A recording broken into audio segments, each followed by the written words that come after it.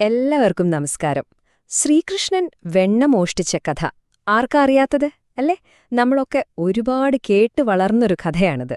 പക്ഷേ ഇതൊരു കൊച്ചുകുട്ടിയുടെ കുസൃതി മാത്രമാണോ? അതോ ഇതിന്റെ പിന്നിൽ നമ്മൾ അറിയാത്ത എന്തെങ്കിലും വലിയ അർത്ഥങ്ങളുണ്ടോ? ശരി, നമുക്കിന്ന് ആ കഥയുടെ ആഴങ്ങളിലേക്ക് ഇറങ്ങിച്ചെല്ലാം. അപ്പം നമ്മൾ ആദ്യം മനസ്സിലാക്കേണ്ട ഒരു കാര്യമുണ്ട്. ഇതൊരു സാധാരണ കുട്ടിക്കഥയായിട്ട് കാണരുത്. കാരണം ഇതിനകത്ത് സ്നേഹത്തിന്റെയും തത്വങ്ങളുടെയും എന്തിന് ദൈവീകതയുടെ തന്നെ ഒരുപാട് അർത്ഥങ്ങൾ ഒളിഞ്ഞിരിപ്പുണ്ട്. നമുക്കതൊക്കെ ഒന്നൊന്നായിട്ട് പുറത്തെടുക്കാല്ലേ? ഈ കഥയിലെ നമ്മുടെ ഹീറോ ആരാ? സാക്ഷാൽ ശ്രീകൃഷ്ണൻ തന്നെ. ആള് വെറും ഒരു കുട്ടിയല്ല, കുസൃതിയും സ്നേഹവും ഒക്കെ നിറഞ്ഞ എല്ലാവരുടെയും ഓമനയായ ഒരു ഉണ്ണിക്കണ്ണൻ. ശരിക്കും പറഞ്ഞാല് കൃഷ്ണന്റെ ആ ഒരു സാന്നിധ്യം തന്നെയാണ് ഈ കഥയ്ക്ക് ഇത്രയധികം ഒരു ഊഷ്മളത കൊടുക്കുന്നത്. ഇനി ഈ കഥയൊക്കെ നടക്കുന്നതെവിടെയാണെന്നറിയാമോ? ഗോകുലം എന്ന ഗ്രാമത്തിൽ. ഗോകുലം എന്ന് പറഞ്ഞാൽ വെറുമൊരു സ്ഥലമല്ല കേട്ടോ. കൃഷ്ണന്റെ ബാല്യകാല കുസൃതികൾക്കും കളികൾക്കുമൊക്കെ പറ്റിയ നല്ല ശാന്തവും സുന്ദരവുമായൊരു ഗ്രാമം. ചുറ്റും പശുക്കളും ഗോപികമാരും പിന്നെ ധാരാളം വെണ്ണയും. അപ്പോ കഥയുടെ ഏറ്റവും രസകരമായ ഭാഗത്തേക്ക് നമുക്ക് കടക്കാം.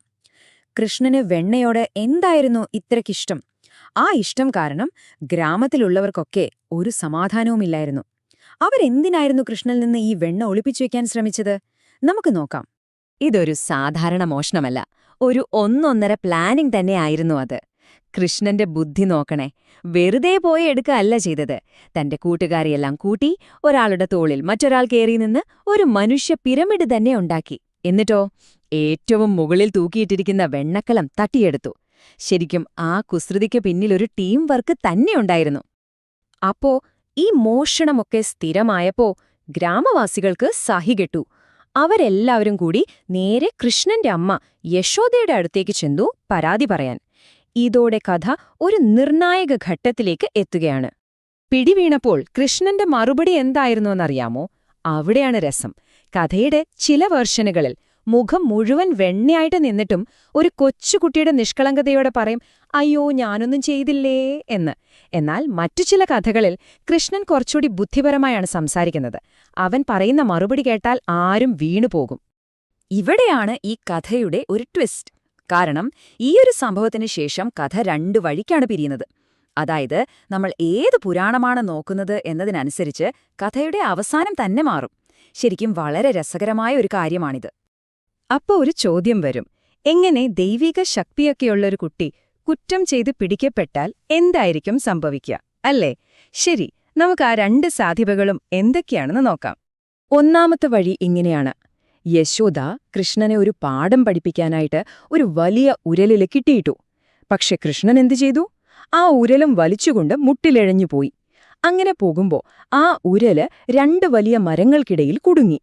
കൃഷ്ണൻ ഒന്നുകൂടി വലിച്ചപ്പോ ടമാർ, ആ രണ്ട് മരങ്ങളും കടപുഴകി വീണു. അപ്പോഴാണ് അടുത്ത അത്ഭുതം. ആ മരങ്ങൾ ശാപം കിട്ടിയ രണ്ട് ദേവന്മാരായിരുന്നു. അവർക്ക് ശാപമോക്ഷം കിട്ടി. അതോടെ യശോദയ്ക്ക് മനസ്സിലായി തന്റെ മകൻ ഒരു സാധാരണ കുട്ടിയല്ലെന്ന്. ഇതായിരുന്നു കൃഷ്ണന്റെ ദൈവികത വെളിപ്പെട്ട ഒരു നിമിഷം. ഇനി രണ്ടാമത്തെ വഴി നോക്കിയാലോ? അത് ഇതിൽ നിന്ന് നേരെ തിരിച്ചാണ്. ഇവിടെ യശോദ കൃഷ്ണനെ വഴക്കു പറയുകയോ ശിക്ഷിക്കുകയോ ചെയ്യുന്നില്ല. പകരം സ്നേഹത്തോടെ അടുത്തിരുത്തി കാര്യങ്ങൾ പറഞ്ഞ് മനസ്സിലാക്കുകയാണ് ചെയ്യുന്നത്. മോനെ, കൂട്ടുകാർക്ക് കൊടുക്കുന്നത് നല്ല കാര്യമാണ്, പക്ഷേ ചോദിക്കാതെ എടുക്കുന്നത് തെറ്റല്ലേ എന്ന് ചോദിക്കുന്നു. ഇവിടെ കഥയുടെ ഫോക്കസ് മാറുകയാണ്. പങ്കുവയ്ക്കുന്നതിനെക്കുറിച്ചും സത്യസന്ധതയെക്കുറിച്ചുമുള്ള ഒരു ഗുണപാഠമായി ഈ കഥ മാറുന്നു. അപ്പോ നമുക്കിവിടെ രണ്ട് വ്യത്യസ്തമായ കഥാന്ത്യങ്ങൾ കിട്ടി, അല്ലേ? ഒന്ന് കൃഷ്ണന്റെ ദൈവികത കാണിക്കുന്നു, മറ്റൊന്ന് നല്ലൊരു ഗുണപാഠം തരുന്നു. അപ്പോൾ നമ്മൾ ചിന്തിക്കേണ്ടതിതാണ്, എന്തുകൊണ്ടാണ് ഒരേ കഥയ്ക്ക് ഇങ്ങനെ രണ്ട് തരത്തിലുള്ള അവസാനങ്ങൾ വന്നത്? നമുക്കതിനെപ്പറ്റി ഒന്ന് ആലോചിക്കാം. ഈ കാണുന്ന പട്ടികയിലേക്ക് ഒന്ന് നോക്കൂ. രണ്ട് കഥകളിലും സത്യസന്ധത ഒരു വിഷയമാണ്. പക്ഷെ അവ ഊന്നൽ കൊടുക്കുന്ന കാര്യങ്ങൾ വ്യത്യസ്തമാണ്. ആദ്യത്തെ കഥ കൃഷ്ണന്റെ ദൈവികത വെളിപ്പെടുത്താനാണ് ശ്രമിക്കുന്നത്. എന്നാൽ രണ്ടാമത്തെ കഥയാവട്ടെ നമ്മളെപ്പോലുള്ള സാധാരണക്കാർക്ക് വേണ്ടിയുള്ള ഒരു ഗുണപാഠമാണ് നൽകുന്നത്.